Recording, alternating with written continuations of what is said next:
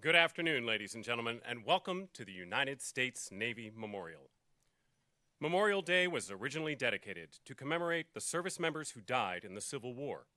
Today, our nation offers its respect to the men and women of our armed forces who have perished in the many wars fought to secure the peace in our nation and around the world.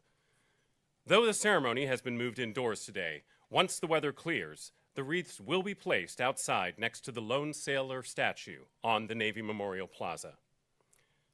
Our host for today's ceremony is Rear Admiral David Fanley, United States Navy 94th Commandant of Naval District, Washington. Accompanying Rear Admiral Fanley are Rear Admiral Jonathan Jet Palmer, Deputy Commander, Supervisor of Shipbuilding, Conversion, and Repair, Naval Sea Systems Command, Mr. Julian Purdy, Director of the D.C. Mayor's Office of Veterans Affairs, and Vice Admiral John Nowell, United States Navy retired, President and Chief Executive Officer, United States Navy Memorial Foundation. Will the guests please rise for the arrival of the official party and remain standing for the presentation of colors, our national anthem, and the invocation.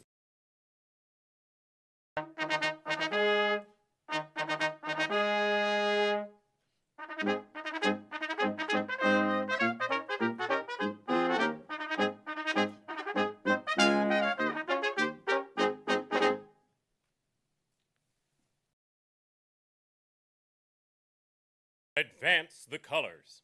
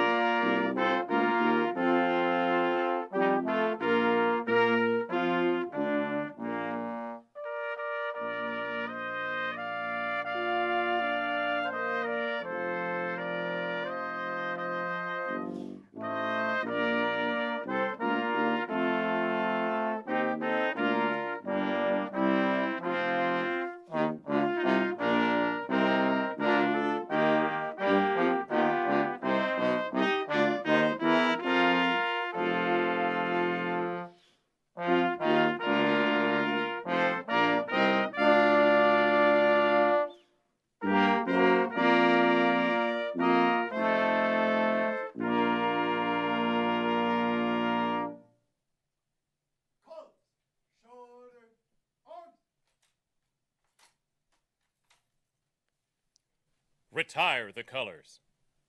Colors, march!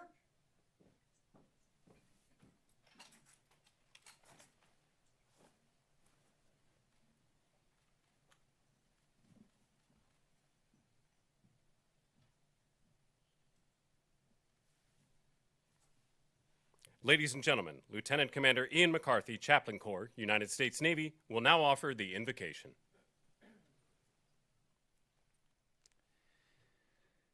Let us pray.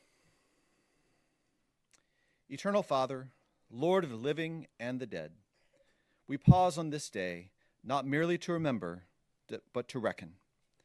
We stand at the edge of something sacred, where time touches eternity, where the names of the fallen are not footnotes to history, but inscriptions on your heart. The ancient psalmist declared that precious in the sight of the Lord is the death of his faithful ones. We hold that as truth today, not as sentiment, but as conviction. That every sailor, soldier, Marine who gave his or her last full measure did so under your sovereign watch, and that their sacrifice has not been swallowed by silence. The author C.S. Lewis once wrote that the dead are not absent, they are invisible. Those whose names we honor did not simply cease, they passed through the door through which we have not yet reached. And so we do not grieve as those without hope.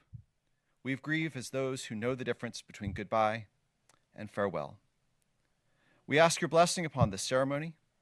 We ask you to bless this wreath, a circle with no end, laid in honor of lives that mattered, service that cost, and love that held.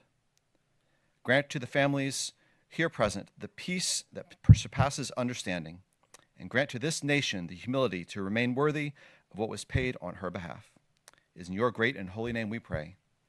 Amen. Will the guests please be seated? Ladies and gentlemen, please join me in welcoming Vice Admiral John Nowell, United States Navy retired, President and Chief Executive Officer, United States Navy Memorial Foundation.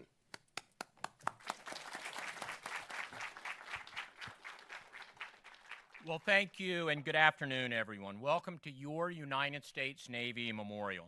Chaplain McCarthy, thank you for that moving prayer and for helping set the tone for today's ceremony. We would ask for a little bit of sunny weather here this afternoon, and we'll all go take a look at the wreaths once they're out there. But thanks to all of you for joining us as we gather to honor those who gave their lives in service to our nation. We're especially grateful to have Rear Admiral Jonathan Jet Palmer and Mr. Julian Purdy with us here today. Thank you both for your continued support of the men and women of our sea services. I'd also like to recognize Admiral Dave Fanley and the men and women of the Naval District Washington, the Navy Band, the Ceremonial Guard, and our valued partners from the Gold Star Mothers and the Fleet Reserve Association for helping to make today's ceremony possible. Gatherings like this today reflect what the Navy Memorial is all about, bringing generations together to honor the past, inform the present, and inspire the future. From the Sea Cadets and Young Marines to the Paint Branch High School NJROTC cadets who have joined us today from Burtonsville, Maryland, to the honor flights that we'll have on the Granite Sea later this afternoon, families, active duty service members, and those who are joining us online today, we thank you all for being part of this remembrance. Memorial Day remains one of the most solemn days on our calendar, a day dedicated to remembering those who stood the watch and never came home. Today, across the country, Americans are gathering to pause and reflect. And here at the Navy Memorial, we do so surrounded by the stories, traditions, and legacy of the sea services.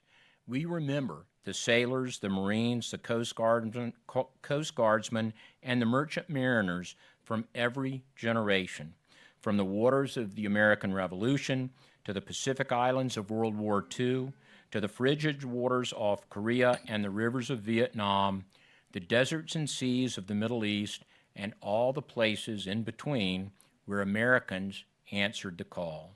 Some were barely out of high school. Some were seasoned leaders. Some volunteered, and some followed family traditions of service stretching back generations. What united them was a willingness to put something greater than themselves ahead of their own comfort and safety. And because of that, we've inherited both freedom and responsibility. For nearly 250 years, the sea services have been part of every chapter of the American story, from securing our independence to protecting global commerce and freedom of navigation, to responding to crises and conflict around the world. Generations of sailors, Marines, Coast Guardmen, and merchant mariners answered the call whenever and wherever the nation needed them. And that legacy is preserved here at the Navy Memorial, not simply in bronze and granite, but in the stories we share, the ceremonies we hold, and the generations we bring together in this place. And as I look out at the audience today, I'm struck by the continuity represented here. We have veterans who served decades ago standing alongside the many young leaders who are just beginning their journey. If you are a veteran, please rise so that we can salute you.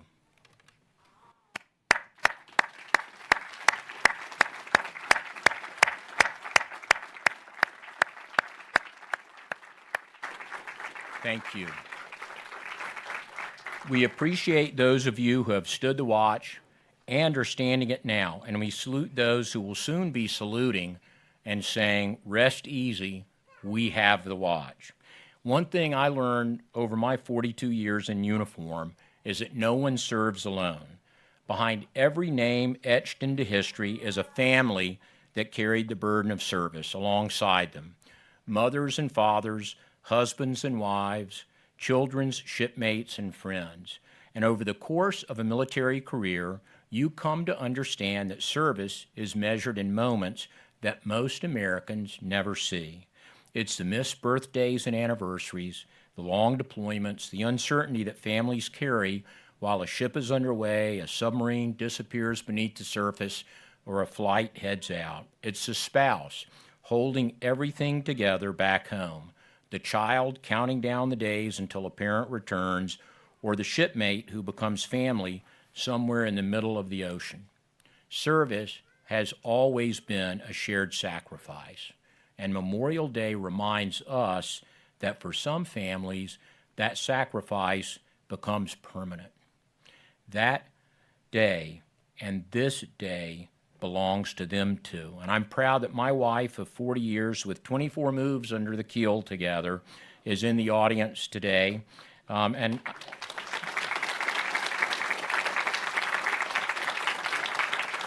I will ask that all here in the audience, all those family members who have supported our service members through fair weather and foul, stand so that we can recognize all of you.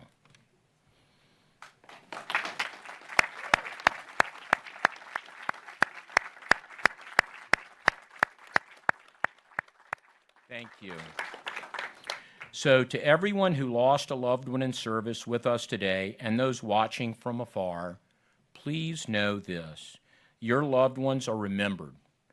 Their service matters. Their service endures. And this nation owes them a debt that can never fully be repaid. This year, as our nation approaches the 250th anniversary of its founding, we're reminded that America has always depended on the courage of those willing to serve in the defense of freedom. Generation after generation, Americans stepped forward not because it was easy, but because they believed that this country and the ideals that it represents were worth defending. And today, we remember those who gave everything in service to our nation. Their courage, sacrifice, and commitment continue to inspire us all. So at the conclusion of this ceremony, I hope many of you will join us inside the Navy Memorial Visitor Center to learn more about this service. We hope many more of you will come back on June 4th for the Battle of Midway celebration on the Granite Sea, or Tuesday night to hear the great Navy Band at our concerts on the Avenue each Tuesday this summer. But now it's my honor to introduce our keynote speaker, Rear Admiral Jonathan Jet Palmer, Deputy Commander, Supervisor of Shipbuilding Conversion and Repair, and Director of Warfighting Readiness for the Naval Sea Systems Command.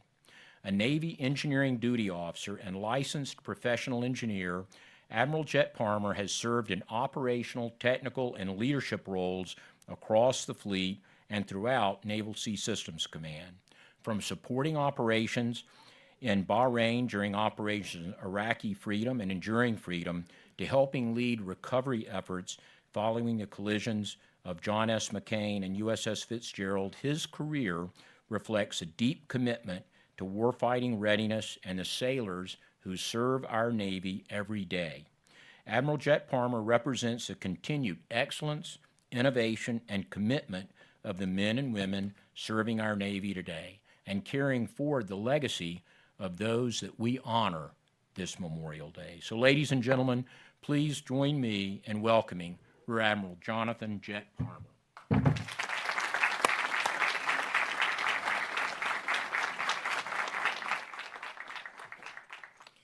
Good afternoon. Admiral Fanley, Vice Admiral Knoll, Mr. Purdy, thanks for your attendance and inviting me to speak. I'm truly honored to be here at the Navy Memorial to share some thoughts on this eve of our 250th anniversary as a nation. Distinguished guests, fellow service members, veterans, and most importantly, our Gold Star families, good afternoon. We are gathered here today on Pennsylvania Avenue, what Pierre L'Enfant envisioned as America's Main Street, in the shadow of the lone sailor. The iconic bronze figure standing watch on a granite map of the world represents the young seagoing veteran. But look closely at him when you can. He is not just a statue. He is a symbol of every man and woman who has ever packed a sea bag, stepped on the brow of a ship, and left the safety of the shore to face the unforgiving expanse of the ocean. Today, Memorial Day, is a day of remembrance. It is a day born from the ashes of our own Civil War in 1868 as Decoration Day, formalized by General John A. Logan to honor the fallen. It is a day specifically carved out for reflection, remembrance, and profound gratitude. Today, we do not celebrate, we remember. We honor, and we also mourn those who gave their last full measure of devotion in service of our nation. To the Gold Star families with us today, we know that for you, every day is indeed Memorial Day. We acknowledge the enduring, quiet, and heavy cost that you bear. The empty seat at the dinner table, the missed graduations, the silent milestones, these are the continuing sacrifices of freedom. We recognize your pain. We honor your resilience. And we promise you that your loved ones' sacrifices will never be forgotten by the nation they gave all to protect. Gathered here, just a short distance from the historic Washington Navy Yard, the oldest shore establishment of the United States Navy, a location which began under the charge to Congress from the Constitution to provide and maintain a Navy. The history surrounding us here is palpable. It is a reminder that we are indeed rapidly approaching a monumental moment in the human story, the 250th anniversary of the United States of America.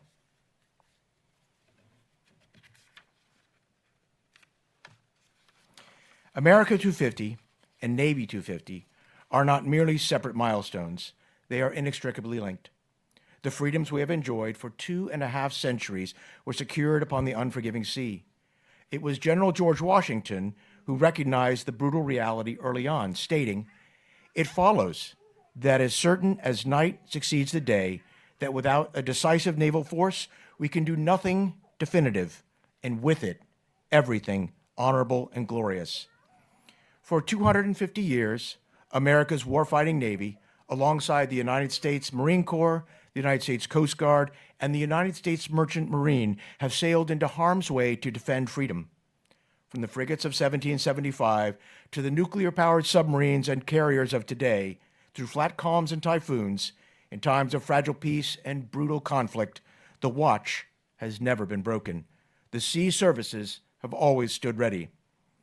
The global peace, the prosperity, and the very American way of life that we enjoy as a quarter millennia old nation are completely underwritten by those brave individuals who did not return home. Their legacy is our daily freedom. We must also recognize that America has rarely stood alone. Over the past 2.5 centuries, our service members have fought and laid down their lives alongside our international allies and partners, united in the defense of shared democratic values, the sea lanes remaining open, the world remains a safer place because of the alliances forged in shared sacrifice. As we look back across 250 years of American history, we acknowledge that behind every fallen service member is indeed a grieving family. Those lost loved ones are not simply names in our history books. They are our friends and colleagues, our sons and daughters, our spouses, our parents, and our siblings. We recognize that that loss is permanent and that their family's sacrifice is ongoing. We stand with these families today and always in profound gratitude for the strength of those who gave all. But we do ask ourselves, what is the foundation of that strength? What animated the souls of sailors who went down with their ships at Midway? What drove the Coast Guardsmen who piloted the famous Higgins boats during the Normandy landing? What sustained the merchant mariners braving the U-boat wolf packs of the Atlantic? And the answer is found in an idea. It is found in the bedrock of uniformed service. It is found in 3 simple words that changed the course of human history: we the people. The binding principles of our founding documents established a nation where power is derived from the governed and where liberty is the birthright of every citizen. But the preamble of our Constitution also contains an exhortation, a continuous challenge to form a more perfect union. This is not a passive statement. It requires work. It requires unity. The fallen whose names we recall today, the heroes resting in Arlington and every other ocean of the world, came from every state, every background, every creed. Aboard a ship, the ocean does not care about your politics, your race, or your background. The ocean only respects competence, teamwork, and unity. If the ship takes a hit, the crew survives together or they perish together. As a naval officer whose own oath is to our Constitution, I believe we must apply that same standard to our nation. The most fitting tribute we can offer our fallen heroes is to live our lives in a way that is worthy of their sacrifice. We must strive ever for unity as a nation and as a people, not just for our own prosperity, but as a beacon of liberty and for the good of all humanity. So today, let us reflect, let us remember. Let us look upon the lone sailor and see the face of absolute dedication. Let us rededicate ourselves to the defense of this republic, to the principles of our founding, and to the unwavering support of the families and loved ones left behind. May God bless the fallen. May God bless our Gold Star families. May God bless the sea services, and may God continue to bless the United States of America. Thank you.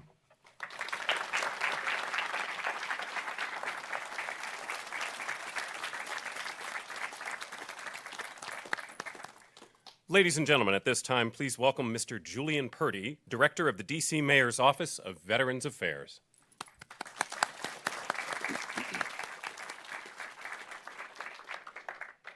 Good afternoon, everybody. As the announcer said, my name is Julian Purdy, and I'm the Director of the Mayor's Office on Veteran Affairs for the District of Columbia. And it is my job to represent the voices of the 27,000 veterans in the district to the mayor and to her executive team. And while I personally am a land lover and have not gone out to sea myself, it is still my job to echo the thoughts, the opinions, the needs, and the wants of all the veterans of the seafaring services, the Navy, the Marines, the Coast Guard, and the Merchant Mariners too. If that was not an easy enough job, my job also extends further. I'm here to represent the voices of those who have served without raising their hand, the military family, the spouse who oftentimes stymies their own career and ambitions in the name of that service, the child who forgoes lifelong friendships for the sake of that service, the Gold Star families who share a part in that ultimate sacrifice of a service member that makes to the service of our country. And I, as well as everyone here, am also charged with the duty of remembering those who have given everything they had and more to the service of our great nation. And that duty is threefold. And while seemingly simple, it requires all of us to be active participants. The first step is to take care of yourself. Take care of your family, your friends, and your community. If I may be so bold, I don't think that those who have passed on will want to see us miserable and sulking for too long. I know it may be hard sometimes, but we must cherish the life that we have in the names of those who have given theirs for us. And even more, we must embody their spirit of service to help those and support those who are around us. 2, share your memories of those who served. If you served yourself, share your story and include stories of those who are not here to share their own story. There's numerous organizations around our community that document the history of individual veterans. We have beautiful places like the Navy Memorial where we stand today, the Library of Congress's Veteran History Project, the Military Women's Memorial located at Arlington Cemetery, and even here in DC, the DC Public Library has the People's Archives. This will ensure that those who have gone on before us are not just the name emblazoned on a memorial, but their whole story is told, and their ambitions, their dreams, their life, and all of the work before that sacrifice can be heard and echoed in perpetuity. And third, never forget their sacrifice. There's often a misquoted quote that's attributed to Thomas Jefferson, where it says that the price of liberty is eternal vigilance.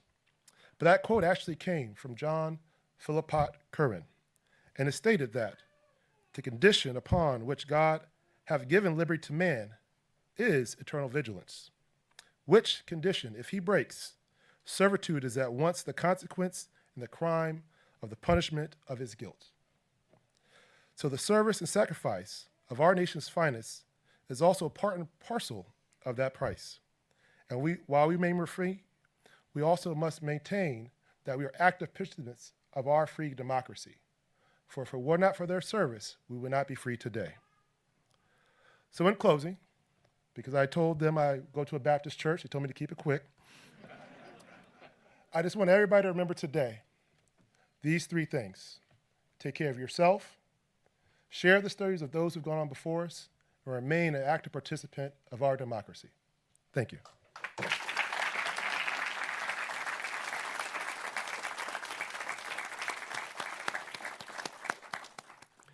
Rear Admiral Jet Palmer, Rear Admiral Fanley, and Vice Admiral Nowell will now each place a carnation in one of the wreaths in remembrance of our sailors, soldiers, Marines, airmen, Coast Guardsmen, and merchant mariners who silently remain on watch, having given their lives for their country.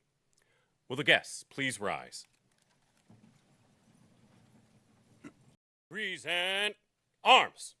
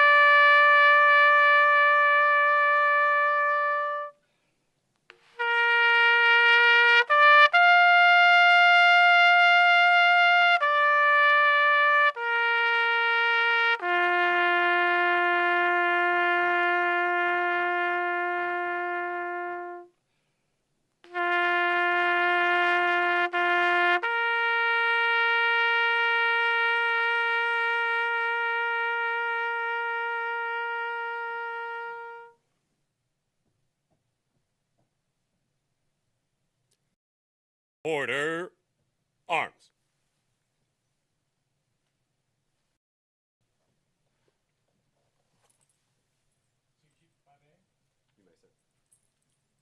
Thank you all for coming. I also want to add this opportunity. With us here today are representatives from the Gold Star families and from the Fleet Reserves, and they also have some carnations to present on their wreaths. So if you don't mind just standing for one more minute, and you all please come and lay your carnations as well. Thank you.